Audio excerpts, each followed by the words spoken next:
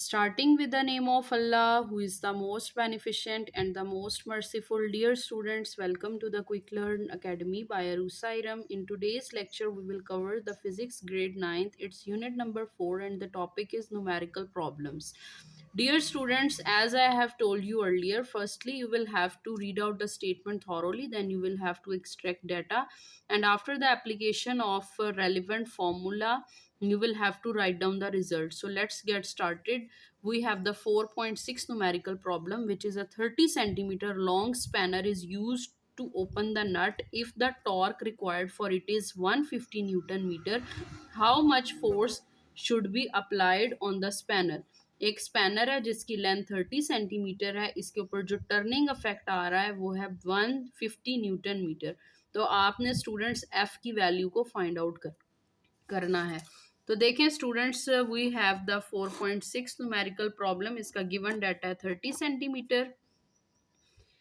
Centimetre को metre में करने के लिए you will have to divide it with the 100 and after that you will get 0.3 metre. टा की जो वैल्यू है वो 150 न्यूटन मीटर है and you will have to find out the value of F.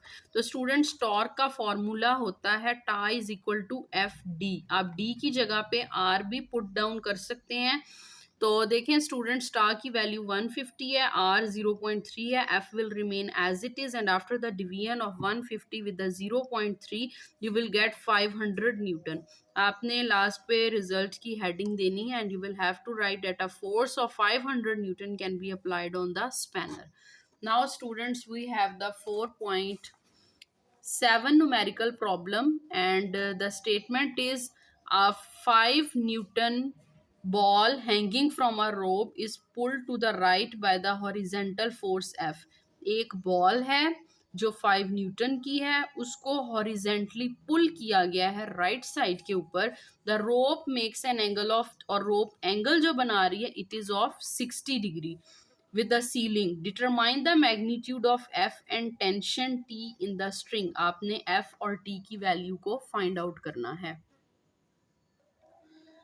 For the sake of your convenience, I have redrawn the diagram as कि एक ball है जो 5 न्यूटन की है, जो कि सीलिंग के साथ एक रोप के थ्रू अटैच है. एंगल 60 डिग्री बन रहा है. आपको पता है कि वेट नीचे की तरफ एक्ट करेगा और वेट के अपोजिंग जो फोर्स होती है it is known as the tension force. तो इसके जो अपोजिट में जाएगी it will be of T sine theta.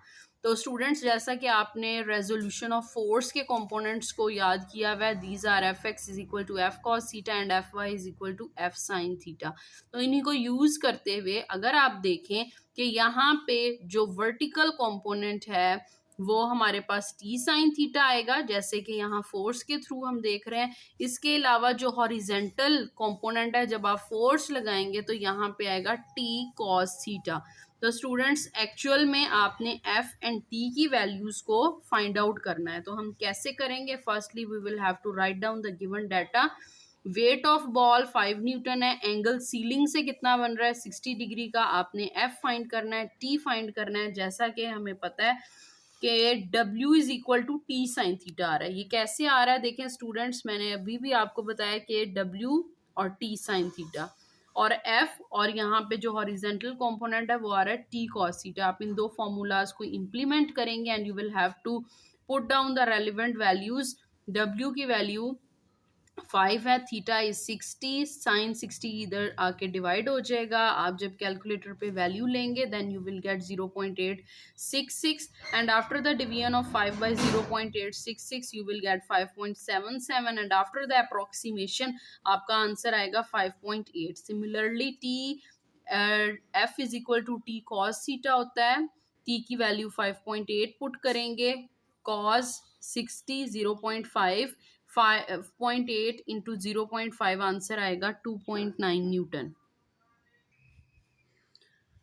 Now students, we have 4.8 numerical problem, which is a sign board is suspended by means of two steel wires as shown in figure. एक sign board है जिसको दो steel wires के through जो है suspend किया गया है.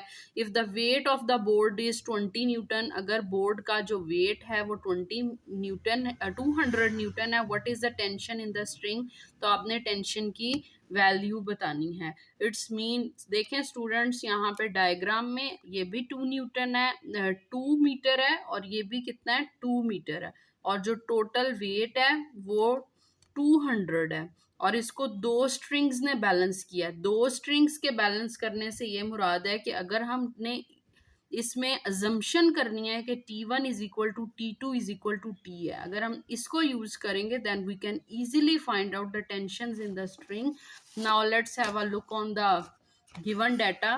देखें स्टूडेंट्स, गिवन डाटा है जस्ट 200 न्यूटन वेट है, T1 भी फाइंड करना है, T2 भी, क्योंकि एक साइन बोर्ड को दो स्ट्रिंग्स जो हैं वो बैलेंस कर रही हैं, तो हम सपोज करेंगे T1 is equal to T2 is equal to T, और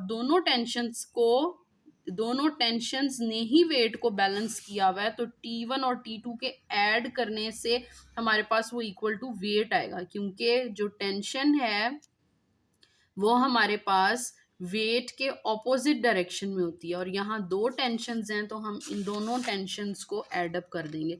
T1 plus T2 is equal to W, T1 और T2 की जगह पे TT आ जाएगा, T plus T is equal to 2T, 2 multiply हो रहा है, इधर आके डिवाइड हो जाएगा, और आपने वेट की वैल्यू पुट करनी है विच इज़ 200, 2 1 जार 2, 2 1 जार 2, 0 0, T is equal to 100 newton. तो स्टूडेंट्स हमारे पास टेंशन की जो वैल्यू है वो 100 न्यूटन आ गई, जैसा कि हमने अज्यूम किया था कि दोनों टेंशन की वैल्यू सेम है, तो T1 भी 100 न्यूटन है और T2 भी जो है वो 100 न्यूटन है। So the tension in the each string is 100 Newton. Now students, we have the 4.9 numerical problem, which is one girl of 30 kg mass sits 1.6 from the axis of the seesaw. सीसा के ऊपर दो girls बैठी हुई हैं, और जो first girl है उसका वेट 30 kg है, दूसरी गर्ल का वेट 40 kg है। उसका पाइवट या फिक्स पॉइंट से जो डिस्टेंस है फर्स्ट वाली का 1.6 है, और आपने सेकंड वाली गर्ल का जो डिस्टेंस है वो फाइंड आउट करना है, और आपने ये भी बताना है कि either it is at equilibrium और नॉट। सो देखें students, we have 4.9 numerical problem. इसी प्रॉब्लम को मैंने यहाँ डायग्राम के थ्रू एलेबोरेट किया। लेट अस रिकॉल के स्टेटमेंट क्या है। ये पाइवट पॉइंट है, ये फर्स्ट गर्ल है, ये सेकंड गर्ल है। फर्स्ट वाली का वेट 30 kg है, इसका डिस्टेंस 1.6 है। सेकंड वाली गर्ल का वेट 40 kg है, और इसका आपने R2 डिस्टेंस फाइंड आउट करना है। तो स्टूडेंट्स हम गिवन डाटा लिखेंगे, M1 30 kg, R1 1.6, M2 40 kg, और R2 की वैल्यू फाइंड आउट करनी है। अब देखें स्टूडेंट्स, हमने पढ़ा है टॉर्क का फॉर्मूला, टा is equal to F D के इक्वल होता है। आप डी की जगह पे एल भी पुट कर सकते हैं, आर भी पुट कर सकते हैं, लेकिन हमारे पास देखें स्टूडेंट्स में यहाँ पे फोर्स की वैल्यू गिवन है। अगर फोर्स ना हो तो हम डब्ल्यू की जगह पे, एफ की जगह पे डब्ल्यू भी पुट कर सकते हैं। इट्स मीन हमें इसी गिवन डाटा से पहले वेट्स की जो वैल्यूज हैं, इन दोनों गर्ल्स का वेट जो है वो फाइंड आउट करना है। तो फर्स्ट गर्ल का वेट कैसे आएगा, by using the simple formula which is W is equal to m g. M 30 है, जी 10 है, तो 300 न्यूटन आएगा। सेकेंड वाली का 40 है, और एक्सेलरेशन ड्यू टू ग्रेविटी जो है वो 10 होती है, विच इज कांस्टेंट, 400 न्यूटन आएगा। अब हमारे पास दोनों वेट्स आ गए हैं, तो हम इजीली प्रिंसिपल ऑफ मोमेंट्स को यूज करेंगे which is discussed in your unit. So टा1 इज इक्वल टू टा2 के इक्वल होता है W1 multiply by R1 is equal to W2 multiply by R2 के इक्वल आएगा। आपने R2 फाइंड करना है, W2 इधर मल्टीप्लाई हो रहा है, इधर आके डिवाइड हो जाएगा। W1 की वैल्यू 300 है, R1 1.6 है, W2 जो है 400, and after calculation you will get the result of 1.2 metre. It's mean जो सेकेंड गर्ल है उसका पाइवट पॉइंट से कितना डिस्टेंस है, it is 1.2 metre. Now we have the last numerical problem, which is find the tension in the each string as shown in the given figure if the block weighs 150 Newton। अगर एक block है उसका wait 150 Newton है, वो angle 60 का बना रहा है, तो आपने यहाँ पे टेंशन्स की वैल्यूज को फाइंड आउट करना है। फॉर दैट आप देखें, इसी डायग्राम को मैंने दोबारा यहाँ पे बनाया है। तो देखिए स्टूडेंट्स, ये आपके पास दो स्ट्रिंग्स हैं। आप सपोज कर लें कि ये इसको यहाँ तक आपने लास्ट तक मिलाना है। आप देखें स्टूडेंट्स, जो हमारे पास वेट है वो वर्टिकल कंपोनेंट से बैलेंस हो रहा है, it's mean T1 sine theta आएगा। और जो इधर वाली साइड है T2, वो हॉरिजेंटल कंपोनेंट से हमारे पास आएगी, which is T2 is equal to T1 cos theta. जैसा कि स्टूडेंट्स हमने रेजोल्यूशन ऑफ फोर्सेस के टॉपिक में पढ़ा था कि F x is equal to F cos theta आता है, मींस एक्स कंपोनेंट जो है उसके साथ कॉस आता है। तो यहाँ पे एक्स कंपोनेंट T2 है, तो यहाँ पे आएगा T1 cos थीटा। और वर्टिकल कंपोनेंट साइन थीटा से आता है, तो वर्टिकल कंपोनेंट W है, तो वो T1 साइन थीटा के थ्रू हम इजीली कैलकुलेट करेंगे। Let us solve it. हमारे पास देखें W 150 है, थीटा 60 है, T1 एंड T2 फाइंड करना है। We know that T1 sine theta is equal to W होता है।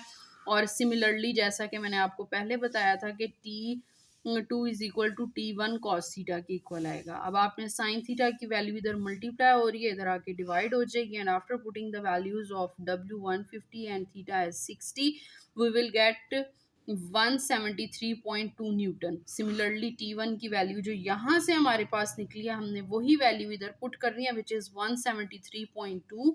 तो हमारे पास आएगा 173.2 cos 60 की वैल्यू को जब आप मल्टीप्लाई कराएंगे, then you will get the answer of 86.6 newton. Last पे आपने रिजल्ट लिखना है। So the tension in the strings are 173.2 newton and 86.6 newton respectively. Dear students, ये था हमारा आज का लेक्चर, जिसमें हमने लास्ट 5 न्यूमेरिकल्स ऑफ द यूनिट 4 को कंप्लीट डिस्कस किया है of unit 4. If you like my video, then do like, share, comment and subscribe to my channel, which is Quick Learn Academy by Arusairam.